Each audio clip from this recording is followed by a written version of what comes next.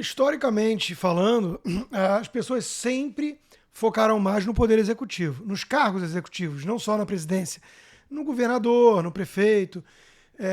Isso é uma tendência, acho que até mundial, mas no Brasil é muito exacerbada, que tem a ver com a super concentração de poderes na figura do executivo, né?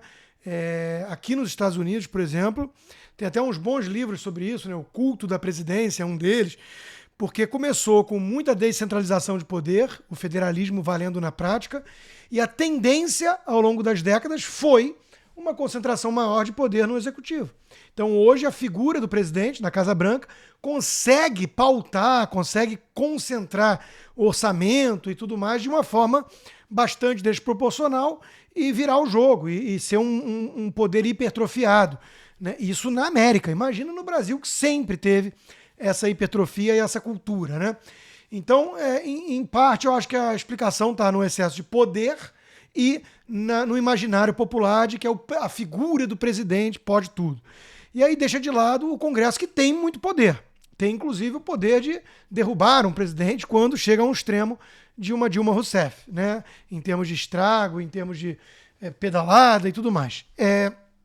Tem também a função, na divisão das casas, o Senado em particular, de fazer essa batina para valer das escolhas que são muito importantes de Supremo. Porque veja que na campanha do Trump mesmo, né, muitos conservadores que tinham antipatia pela figura do Trump entendiam que algo muito maior estava em jogo.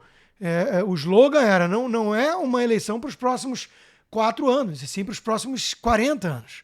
Porque a escolha de juízes vai fazer toda a diferença do mundo. Porque o poder está muito concentrado também, cada vez mais. As pessoas perceberam o caminho do ativismo, né, principalmente a esquerda, na Suprema Corte.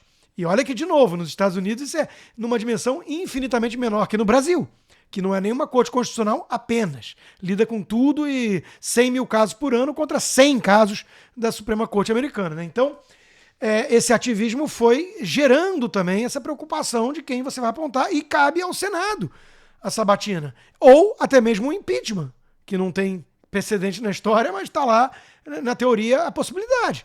Né, e vários pedidos engavetados pelo todo-poderoso Rodrigo Pacheco. E aí vem essa coisa, né? O Senado talvez tenha sido, no Congresso, a casa mais negligenciada pela direita, pelos bolsonaristas, e que mais boicotou e sabotou o governo. Né? A figura mesmo do Rodrigo Pacheco, que foi apoiado pelo presidente, porque a alternativa era ainda pior, né? A atitude do Rodrigo Pacheco mostra isso aí que o Fiuza já mencionou. Hoje em dia ele é um bajulador, um puxa-saco do Supremo, com alfinetadinhas nada sutis ao presidente Bolsonaro, para pagar pedágio, para acender vela para a turminha do sistema, cheio de conflito de interesse, porque tem bilhões e bilhões de causas do escritório dele pendentes no Supremo, como questão de Mariana lá e tudo, Brumadinho, e alguém que fica falando de forma muito pomposa, parece um Barroso, de certa forma, né, sobre valores republicanos, instituições, e na prática é justamente aquele que vem enfraquecendo as instituições a não dar prosseguimento para algum dos pedidos embasados que temos lá de impeachment de ministro. Então, olha a importância do Congresso. Dito isso, né, eu acho que entre mortos e feridos, e muito pelo que o Fiuza já apontou também, né, o senso de sobrevivência. Eu acho que o Congresso brasileiro, juntando ali os mais de 500 deputados e os mais de 80 senadores, eu acho que é realmente a fotografia desse grande caldeirão de grupos de interesses. Nem sempre eles são representantes de fato do povo ou de nichos do povo, porque o modelo é muito imperfeito de escolha. Os caciques partidários conseguiram criar mecanismos para se perpetuar.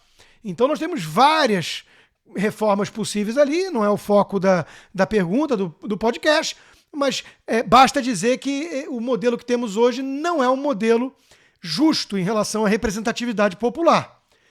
Nem mesmo em termos de grupos do Brasil, né, de interesse ou de representação.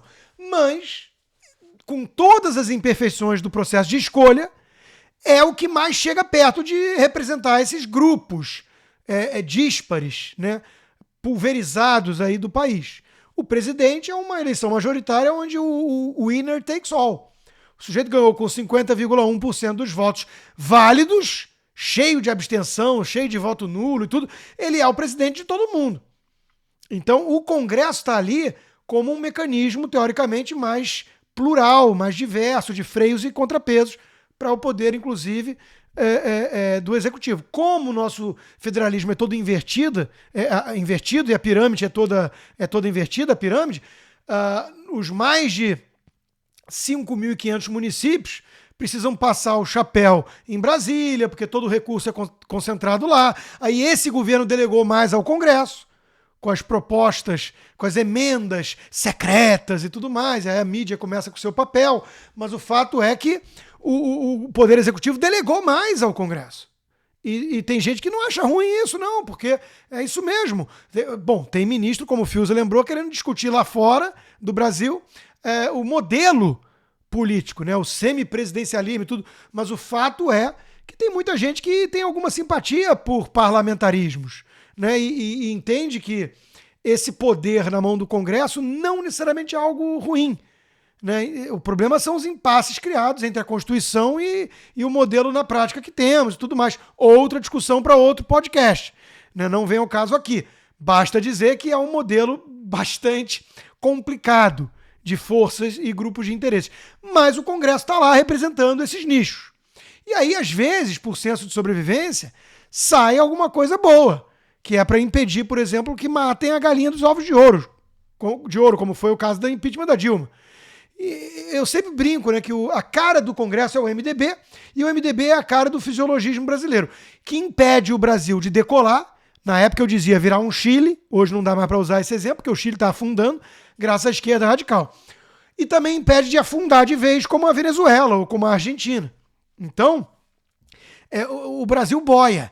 Nós estamos discutindo agora, essa semana, a aprovação de medidas importantes, como o fim das saidinhas, como a questão do cangaço, endurecendo pena para marginais e tirando privilégios. Quem votou contra? Os suspeitos de sempre, a esquerda radical, o PSOL, o PT, o PCdoB, a turma que defende os direitos dos manos. Está sempre do lado dos bandidos, dos marginais. Então essa turma tem voz também, tem peso, consegue fazer barulho, tem muita participação até desigual na imprensa. Pensa no Randolfo Rodrigues, meu Deus. O Randolfo Rodrigues ele tem direito de pedir vários direitos trabalhistas aí em vários veículos de comunicação. Né? O cara é onipresente na mídia e no STF, provocando o ativismo e sempre encontrando muita simpatia e eco lá. Né? Então, assim, a esquerda radical faz muito barulho, tem muita representatividade na imprensa, no Supremo, no ativismo, no tapetão. E do outro lado é tudo meio diverso, pulverizado. A bancada da bala, assim chamada de forma pejorativa, ela ganhou força nesse governo. Eu tive a oportunidade de perguntar a alguns representantes. E aí, não foi capaz de avançar muito essas pautas? Algumas avançaram. Outras ficaram para trás. O Congresso precisa contemporizar, ceder. Então, de novo, né, as coisas caminham de maneira muito mais lenta do que gostaríamos ali. Só que isso tem uma razão de ser. Nós não podemos querer jogar isso fora e substituir por um despotismo esclarecido, porque a gente esquece que o despotismo vai existir, o esclarecido nem sempre. Né? É a nossa visão. E quando for o lado deles, com tanto poder concentrado na mão do executivo? Então a gente não quer isso. O processo legislativo tem uma razão de ser lenta. E isso está sendo substituído por um hiper-executivo, hipertrofia do executivo, ou o ativismo judiciário. E tudo isso é muito preocupante. Então o Congresso merece mais atenção, merece mais respeito, mas tem que se dar o respeito, e merece umas reformas importantes para melhorar a qualidade do representante do povo.